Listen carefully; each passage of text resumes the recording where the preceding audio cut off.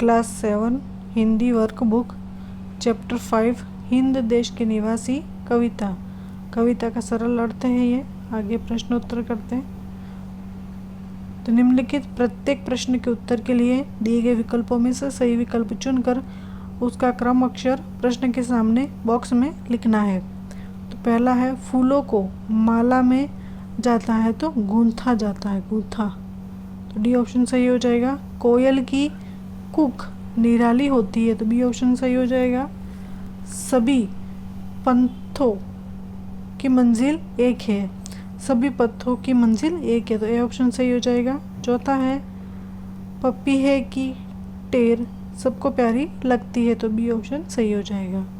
आगे रिक्त स्थान की पूर्ति कीजिए कोष्टक में से उचित शब्द चुनकर।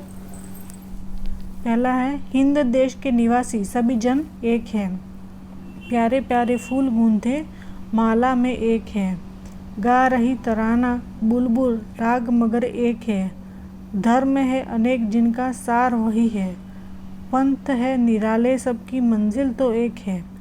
जो शब्द संज्ञा के स्थान पर प्रयुक्त होते हैं उन्हें सर्वनाम कहते हैं। आगे दे रखा है सही वाक्यांश चुनकर विधानों को पूर्ण कीजिए। तो विविधता में एकता ही हमारे देश की विशेषता है तो बी ऑप्शन सही हो जाएगा कि हमारे देश की विशेषता है। दूसरा सभी धर्म एक समान है क्योंकि उनका सार एक है तो उनका सार एक है। अलग अलग नदियाँ सागर में मिलकर अलग अलग संदेश देती हैं तो अलग अलग संदेश देती हैं। निम्नलिखित प्रश्नों के उत्तर एक एक वाक्य में लिखिए। तो पहला प्रश्न है विविध प्रकार के फूल किस बात के प्रतीक हैं। तो विविध प्रकार के फूल भारत की विविधता के प्रतीक हैं। दूसरा है अलग अलग फूलों की माला किसका प्रतीक है। तो अलग अलग फूलों की माला विविधता में एकता के प्रतीक हैं। कविता में कोयल पपीहा और बुलबुल किसके प्रतीक हैं। तो कविता में कोयल पपीहा और बुलबुल भिन्न भिन्न भाषाएं बोलने पर एकता के सूत्र में बंधे भारतवासियों के प्रतीक हैं।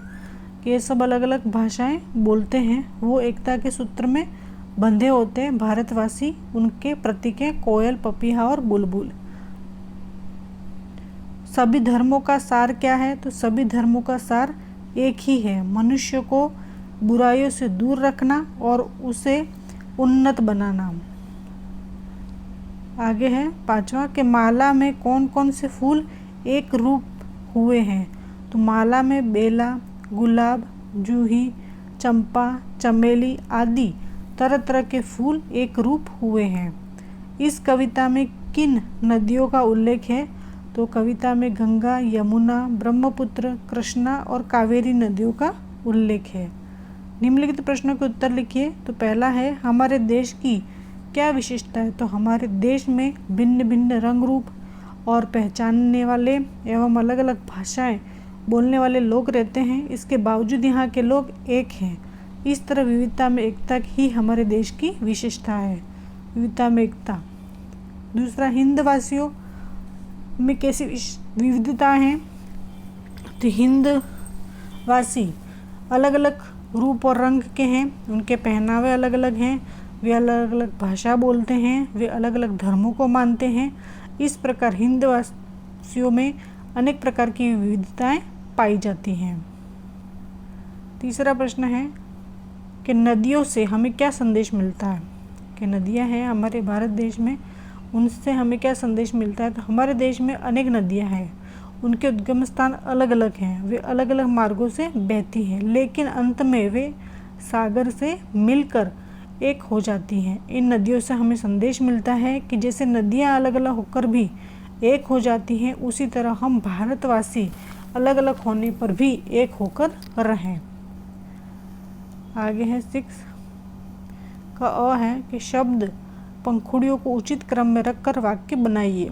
यहाँ पे शब्द दे रखे हैं तो उनको जोड़ करके आपको वाक्य बनाना। जैसे हम भारत देश के निवासी हैं तो हम भारत देश के निवासी हैं, इस तरह से। दूसरा कोयल की आवाज़ मधुर होती है तो यहाँ पे कोयल की आवाज़ मधुर होती है। तीसरा फूलों की तरह हंसते रहना चाहिए, यहाँ पे फूलों की तरह हंसते रहना चाहिए। आगे गोले में से शब्द चुनकर अर्थपूर्ण वाक्य बनाइए। इसमें भी वही है, यहाँ पे रीनल, सोहन, मेघा और हरीश ये दे रखे हैं। जैसे सोहन पढ़ रहा है तो रीनल पढ़ रही है, रीनल खेल रही है, मेघा पढ़ रही है, मेघा खेल रही है, हरीश पढ़ रहा है, हरीश खेल रहा है और सोहन खेल रहा है। इस तरह से आपको बनाने हैं। आगे है काव्य पंक्तियों का भावार्थ समझाइए कि हिंद देश के निवासी सभी जन एक हैं, रूप वेश भाषा चाहे अनेक हैं।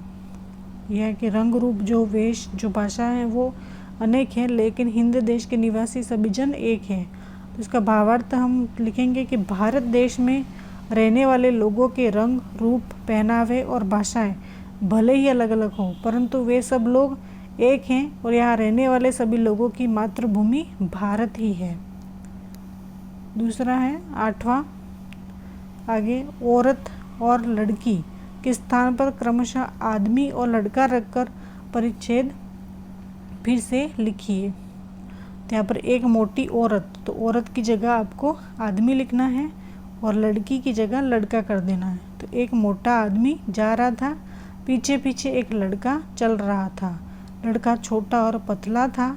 आदमी को पता चला तो घूर कर बोली, ए लड़की, मेरे पीछे पीछे क्यों चल रहा है? लड़का भोलेपन से बोला, मैं तो केवल छाव के नीचे चल रहा था।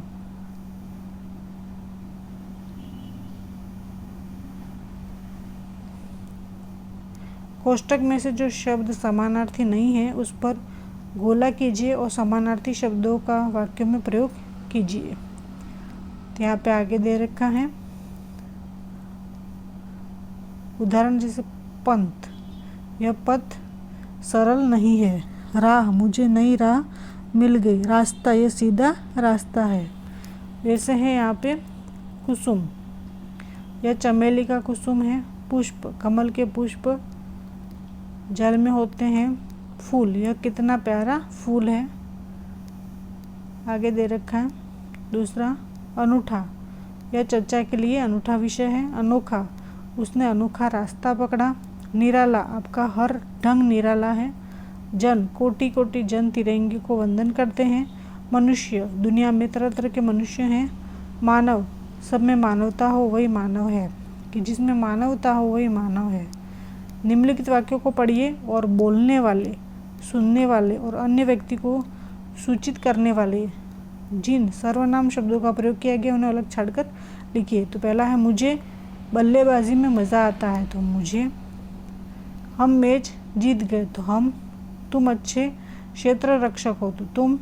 तुम्हारी गेंदबाजी का जवाब नहीं, तो तुम्हारी। वह कैप्टन है, तो वह। उसने एक लंबा छक्का लगाया, तो उसने। आगे है निम्नलिखित वाक्य पढ़िए और खुद के लिए प्रयुक्त सर्वनाम शब्दों को छाड़कर लिखिए। तो खुद के लिए, अब राजीव स्वयं बल्लेबाजी करने आया, तो स्वयं। मैं अपने आप चला जाऊंगा, तो मैं और अपने आप। वे खुद चले गए, तो खुद। वह आप ही चला गया, तो आप। ये सब खुद के लिए जो प्रयोग हुए हैं वो सर्वनाम उनको छाटा है अलग से।